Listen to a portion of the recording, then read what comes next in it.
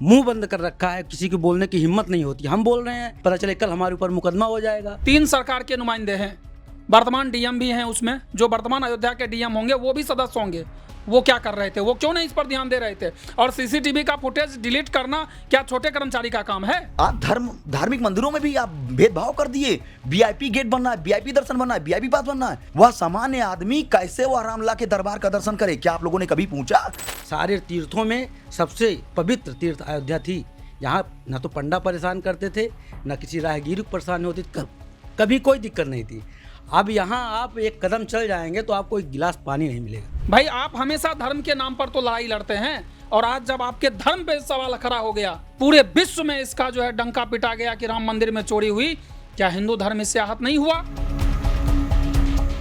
उत्तर प्रदेश का शहर अयोध्या, जिसे साधु संतों की भूमि कहा गया, वो अयोध्या जहां पर राम जन्मभूमि मंदिर की प्राण प्रतिष्ठा 22 जनवरी 2024 को हुई।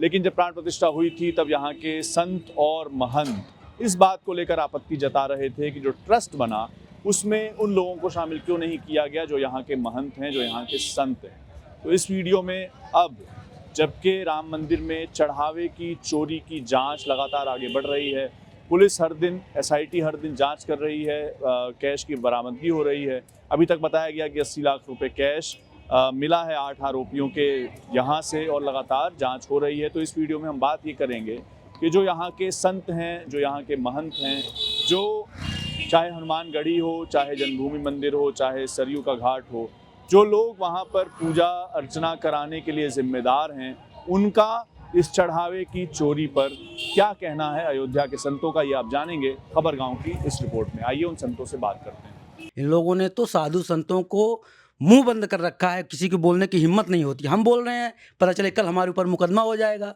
भाई कौन रहते हैं, कौन साधु? बिल्कुल डरते हैं। किससे? चंपत राय से? चंपत राय से नहीं, चंपत राय के ऊपर भी लोग हैं, वो लोग भी मुखिया हैं अयोध्या के। भैया यहाँ कोई साधु संत नहीं है। अब जो ट्रस्ट कहता है अयोध्या में वो होता है। यहाँ उनके हिसाब से भगवान चलेंगे। राम जी को ट्रस्ट अपने हिसाब से चलाता है। साधु संतों की मर्यादा से थोड़ी चल रहे हैं, वेदों से थोड़ी चलाया जा रहा है। उनका पूजा पाठ अब एक कर्मचारी के रूप में हो रहा है, पुजारी थोड़ी कर रहे हैं। सब वेतन भोक्ता कर रहे हैं। किसी को पता है कुछ, किसी को नहीं पता है, मंत्र नहीं आता है चरणामृत देने का। भोक्ता है भाई। जब व्यापार के लिए आप खोले हो, मंदिर व्यापार बना दिए हो अयोध्या में आके। राम जन्मभूमि मंदिर व्यापार के लिए खोला गया, वो व्यापार ही है भाई। ट्रस्ट में इन लोगों की क्या ज़रूरत थी? अयोध्या साधु संतों की नगरी है। राम की पूजा भावना एक छोटे से बच्चे के तरीके किया जाता है। उनको क्या पता है कैसे किया जाएगा? अब ट्रस्ट तो व्यापार ही बना दिए है ना। यहाँ तो लोग दर्शन करने के लिए पास के लिए भटकते हैं। भैया भाई साहब पास बनवा दीजिए हमारा। इसके लिए साधु संत तरस रहे हैं। मंदिर चले जाओ, पास है नहीं है साइड हो।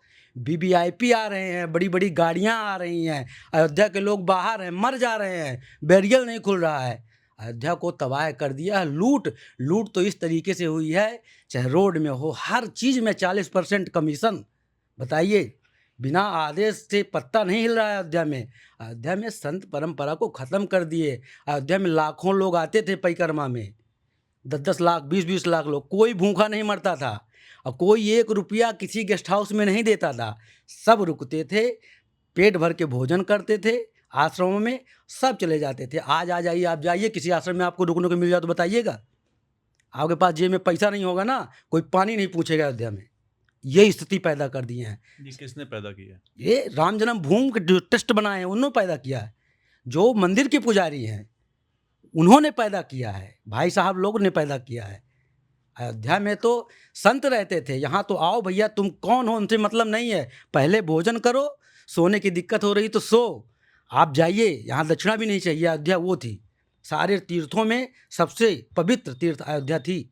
यहाँ न तो पंडा परेशान करते थे, न किसी राहगीर को परेशानी होती, कभी कोई दिक्कत नहीं थी।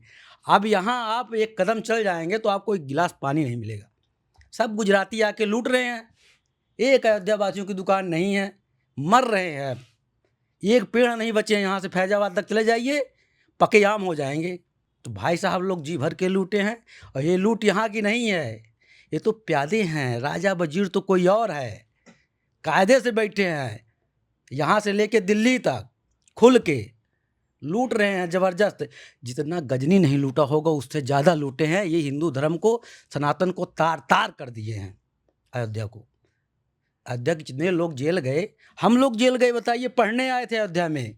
चलो जगाओ हिंदू को जगाओ। हम लोग विद्यार्थी जीवन तो उठा डाल देते थे जेल में। आज किसी का कोई पता नहीं है। इन लाखों लोग मर गए, खून की नदियाँ बह गई, किसी का ना कोई मान है ना सम्मान है। ख़त्म कर दिए। जिसने गोली चलवा रहा है और राम मंदिर बनवा रहा है, बताइए ये हिंदुस्तान है क्या? मोदी जी को नहीं दिखा, योगी जी को नहीं दिखा? योगी जी तो मुख्यमंत्री थे, वो तो जानते थे। वो तो सनातन धर्मावलंबी हैं, एक मठ के महंत हैं। हम भी हिंदू वाहिनी में रहे, उनके संगठन में रहे हैं, बहुत अच्छे से जानते हैं। वो तो एक एक आदमी को परखते हैं, जानते हैं। देखना चाहिए था ना। वो तो किसी को पता नहीं चल पाया। अब तो धीरे धीरे बाद में पता चला कि यही गोली चलवाए थे नृपेंद्र मिश्रा। राजा हैं, जाके बात कर लीजिए। आप किसी राजा से मिल लीजिए। प्रधानमंत्री से मिलने के लिए आप जा सकते हैं, मुलाकात हो जाएगी। उनसे नहीं मिल सकते हैं आप। उनसे जब कोई भाई साहब जब 50,000 रुपया जेब में डाल देंगे तो भाई साहब ले जाके मिलाएंगे।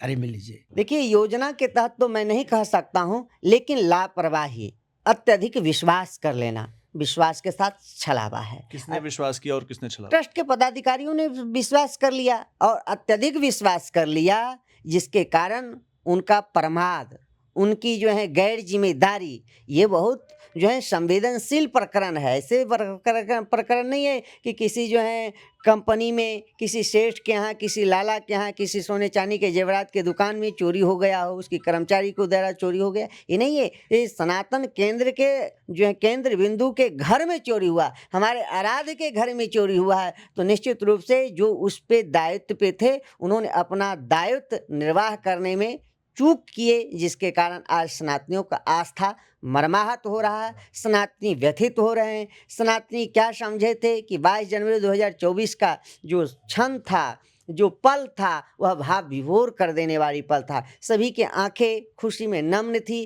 क्योंकि 500 वर्षों के खूनी संघर्षों के बाद, 10 लाख राम भक्तों के प्राणों की आहुति देने के बाद यह अवसर प्राप्त हुआ। उस अवसर को इस प्रकार से जो है उसको मिट्टी में मिलाने वाला काम किया जाएगा, ऐसा कभी ने सोचा नहीं था। ऐसा पूज्य योगी आदित्यनाथ जी भी नहीं सोचे होंगे कि क्या मैं अयोध्या के प्रति कितना तन्मय हूँ। 1 महीने में आते हैं, अयोध्या के जो है धरातल को देखते हैं, अयोध्या के बुनियादी ढांचों को देखते हैं, अयोध्या में की जो वर्णन पुराणों में है, वेदों में है, उपनिषदों में है, उसके अनुरूप अयोध्या को सजाया, अयोध्या को संवारा और अयोध्या को पूरे विश्व के मानचित्र पर स्थापित किया। पूरा विश्व अयोध्या के प्रति उन्मुख है। तो उन्होंने भी ऐसा नहीं सोचा होगा कि ऐसे लोगों के द्वारा इस प्रकार का घृणित कर्म किया जाएगा, जिससे हमारे सनातनी आहत होंगे और सनातन धर्म धूमिल होगा। उन्होंने भी नहीं सोचा, लेकिन वो तटस्थ हैं, उन पे विश्वास है, केंद्र नेतृत्व पे विश्वास है, जिन्होंने त्वरित कार्रवाई की है और विधि संगत, कानून संगत,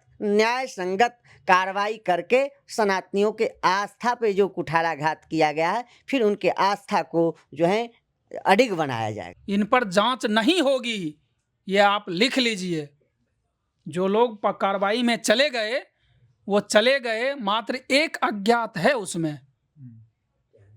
FIR जो हुई है उसमें मात्र एक ही अज्ञात व्यक्ति का नाम है। भाई मैं पूछना चाहता हूं कि 3 सरकार के नुमाइंदे, मैं ट्रस्टी की बात नहीं करूंगा, फिर से 3 सरकार के नुमाइंदे हैं, वर्तमान DM भी हैं उसमें, जो वर्तमान अयोध्या के DM होंगे वो भी सदस्य होंगे।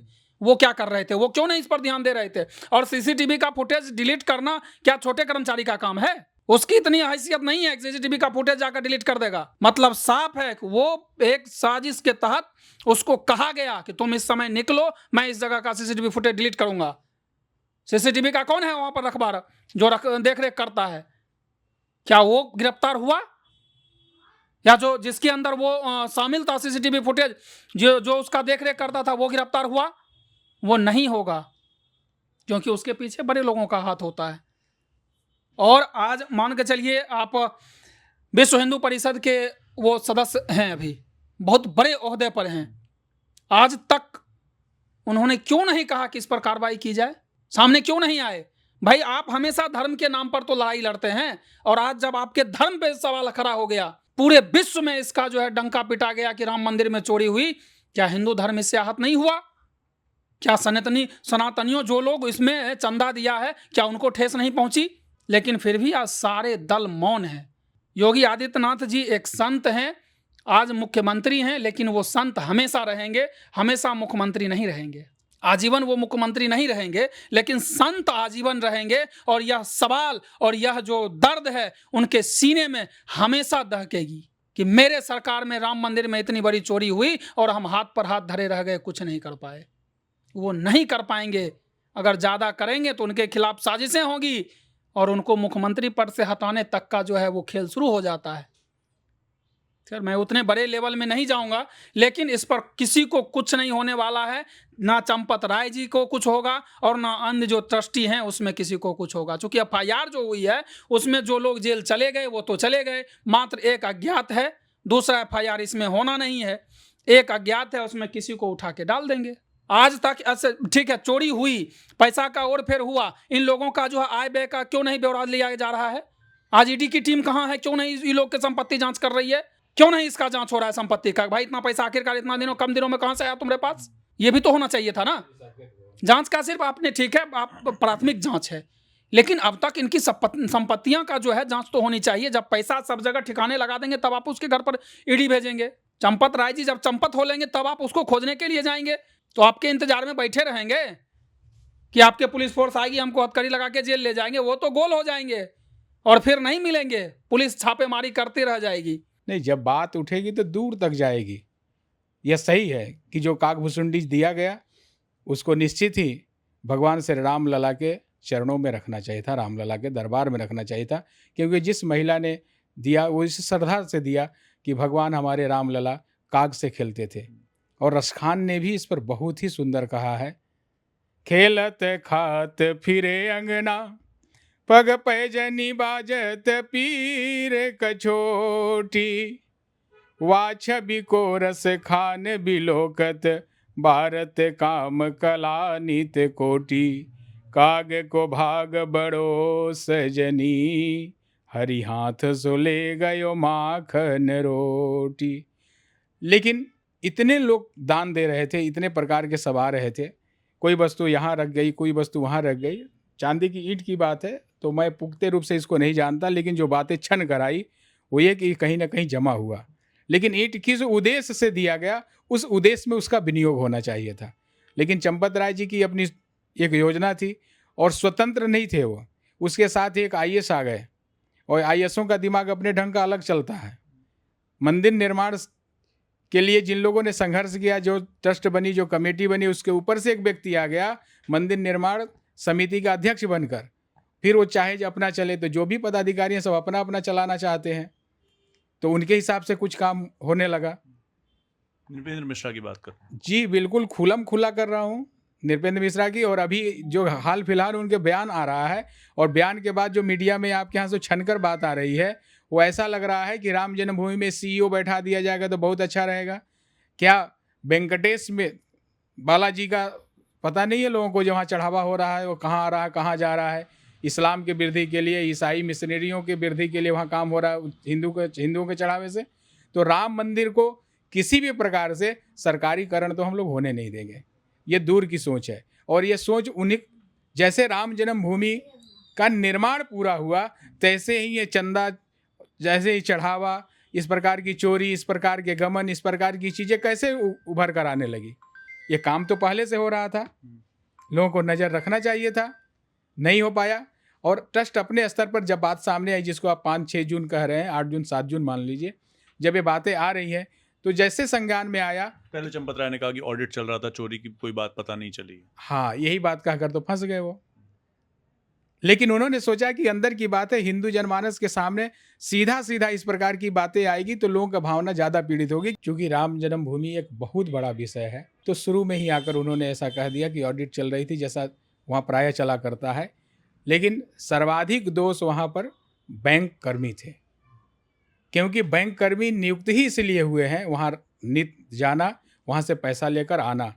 तो पैसे लाने के क्रम में वहाँ पर क्यों नहीं जांच हो रही है, ये भी सवाल के घेरे में है। तो बैंक कर्मी इसमें सर्वाधिक दोषी हैं। बाकी जो गणना करने वाले हैं, इन लोगों ने थोड़ा सा कहीं पढ़ने लिखने में इनकी गलती हो गई। राम नाम की लूट है, लूट सके सो लूट, अंतकाल पछताएगा, प्राण जाएगा छूट। उन्होंने राम नाम की लूट की जगह राम दाम की लूट है, लूट सके सो लूट मान लिया। तो लेकिन भगवान बहुत देर बर्दाश्त नहीं कर सकते। ये भक्तों के श्रद्धा का समर्पण था, उनके विश्वास का समर्पण था। कई लोग ऐसी माताएं मिली जो अपनी पूंजी जोड़ जोड़ कर रखी थी और उन्होंने अपना समर्पण किया। सोशल मीडिया पर एक अभियान चला कि जो लोग चंदा का हिसाब मांग रहे हैं, जो लोग चढ़ावे का हिसाब मांग रहे हैं, उनका सब बेकार हो गया। अरे भाई, तो ये बेकार कह के और उनके ऊपर इस प्रकार आरोप प्रत्यारोप लगाकर आप वहाँ पर गबन का एक लंबा घोटाले का काम करना चाहते हैं क्या? इसे भी स्वीकार नहीं किया। जो गलत है वो गलत है, चाहे वो मेरे द्वारा हो चाहे दूसरे के द्वारा हो। मैं अपनी गलती को बचाव कर सकता हूँ, लेकिन गलती समाज के सामने है, कोई 2-4 व्यक्ति नहीं स्वीकार करेगा, इससे वह गलती समाप्त नहीं हो जाती या उस गलती से कोई बच नहीं सकता है। देखिए, अगर मैं घर का मुखिया हूँ, घर में कितने सदस्य आ रहे हैं, कितने जा रहे हैं, क्या लेके आ रहे हैं, क्या लेके जा रहे हैं, यदि मैं नहीं जान पा रहा हूँ, तो यानी मैं अपने दायित्व का निर्वहन नहीं कर रहा हूँ। और उस स्थिति में घर का कोई भी सदस्य, जब मैं अपने दायित्व का निर्वहन नहीं करूँगा, तो कोई मेरे कहने में क्यों रहेगा? जब मैं मुखिया होकर के ही अपने दायित्व का निर्वहन नहीं कर पाऊँगा, तो यदि मैं मेरा व्यक्तिगत सोच हो, तो मैं तो तुरंत अपने मुखिया पद से हट जाऊँगा कि भाई मैं अपने दायित्व का निर्वहन नहीं कर पा रहा हूँ। और चोरी का जैसे ट्वीट हुआ और आप लोगों के मीडिया के माध्यम से, सोशल मीडिया के माध्यम से लोगों को पता चला। अभी 2 दिन पहले तो इस तरह से न्यूज़ चलने लगा कि 2 पदाधिकारियों ने इस्तीफ़ा दे दिया। अभी पता चल रहा है कि अभी तक कोई इस्तीफ़ा नहीं है, ठीक है? तो चोरी की बातें भी भाई आम श्रद्धालु या आम हो, अभी राम मंदिर की व्यवस्था जाके देखिए, ऊपर राम दरबार बना। क्या कोई आम श्रद्धालु जिसके पास वीआईपी पास न हो, वह दर्शन कर पाया? क्या आप लोगों ने उन आम श्रद्धालुओं से पूछा कि आप लोग दर्शन किए कि नहीं किए? किसी का व्यक्तिगत पैसा लगा था वह ऊपर राम दरबार बनने में? वह गरीब किसान मजदूर अपने हिस्से का 1 जून का रोटी ना खा करके हमारे रामलला का मंदिर बन रहा है और हमारी जितनी औकात है हम दे पाएँ दें। उन्होंने दिया, उसमें कोई ऐसा नहीं था कोई करोड़पति अरबपति या कोई अधिकारी या कोई नेता ने ही पैसा दिया है। भूखे नंगे टाइप के लोग, जो यहीं बगल में गोंडा बस्ती जनपद है, लोग पैदल चल देते हैं। पहले ये राम मंदिर निर्माण के पहले लोग ट्रालियों में भर भर के आते थे, अलग अलग मंदिरों में मठों में रुकते थे, भोजन पानी करते थे, सोते थे, अपना उनकी निःशुल्क व्यवस्था रहती थी। जाते समय वो अपना 1-2 किलो चावल जो उनके पास रहता था, गेहूँ रहता था, वही चढ़ा के चले जाते। 10-5 रुपए जिसके पास होता वो भी चढ़ा देता था। उसी से मंदिर की व्यवस्थाएं चलती थी। वो गरीब किसान अब ट्राली में भर के नहीं आ पाते। क्यों? गाड़ियाँ रोक दी जाती हैं वहीं पर, बहुत दूर से ही पैदल आते हैं वो। और पैदल आते हैं वो, किराए में अपना पैसा नहीं खर्चा करते, वही 10 रुपए 5 रुपए जा करके दर्शन करने गए, चढ़ा देते हैं। उन गरीब किसानों का पैसा उस मंदिर में लगा है। मैं कहता हूँ अमीरों ने भी दिया, करोड़ों रुपए भी लोग देने वाले थे, लेकिन उनका भी पैसा लगा ना। वो ऊपर से देखे कि हाँ रामलला, वो फोटो में देखे कि हाँ राम दरबार जैसा मंदिर बना रामलला के मंदिर में, और उनको दर्शन करने नहीं मिला। ये कहाँ क्या न्याय है? आदमी दुखी होता है, पीड़ित होता है, उसके ऊपर विडंबना आती है। यानी वो सबसे निरीह प्राणी, जो अपने आप को सबसे निरीह समझता है, जिसका कोई नहीं सुनता, ना कोई अधिकारी सुनता, ना कोई नेता सुनता है, ना घर परिवार का कोई मुखिया सुनता है, वह भगवान के दरबार में जाता है अपनी बातों को सुनाने के लिए, रो करके अपनी बात भगवान से कहता है। और वह भगवान के मंदिर में भी उनके साथ भेदभाव हो, वीआईपी और सामान्य वर्ग में बांटा जाए, यह हमारे देश का संविधान नहीं कहता है। यहाँ पर धार्मिक स्वतंत्रता, सभी को एक साथ धर्म का एक समान रूप से मानने की स्वतंत्रता है। यह जो संविधान बना, हमारे तो मौलिक अधिकारों का हनन हो रहा है कि आप धार्मिक मंदिरों में भी आप भेदभाव कर दिए। वीआईपी गेट बनना है, वीआईपी दर्शन बनना है, वीआईपी पास बनना है। वह सामान्य आदमी कैसे वह रामलला के दरबार का दर्शन करे? क्या आप लोगों ने कभी पूछा? ट्रस्टियों से पूछा, या मंदिर के जो भी व्यवस्थापक हैं, या सरकार से, या अधिकारियों से जिनका भी नेतृत्व तो वहां पर है, आप लोगों ने पूछा कभी? आप लोग को पूछना चाहिए था, उन श्रद्धालुओं से पूछना चाहिए था कि आप पर क्या गुजरती है जब आप रामलला की खाली दरबार की फोटो देखते हैं, आप उनको दीदार उनका नहीं कर सकते। जा करके देख करके आप देखते हैं वीआईपी जो बढ़िया क्रिश टाइट करके पहुंचे, वो ऊपर से जा रहे हैं रामलला के दरबार का दर्शन कर रहे हैं। मैं हाथ जोड़ करके ट्रस्टियों से पूछना चाहूँगा, मैं हाथ जोड़ करके प्रशासन से, अपनी सरकार से मैं पूछना चाहूँगा, जो हमारे देश को चला रहे हैं, क्या यही हमारे देश की संस्कृति थी?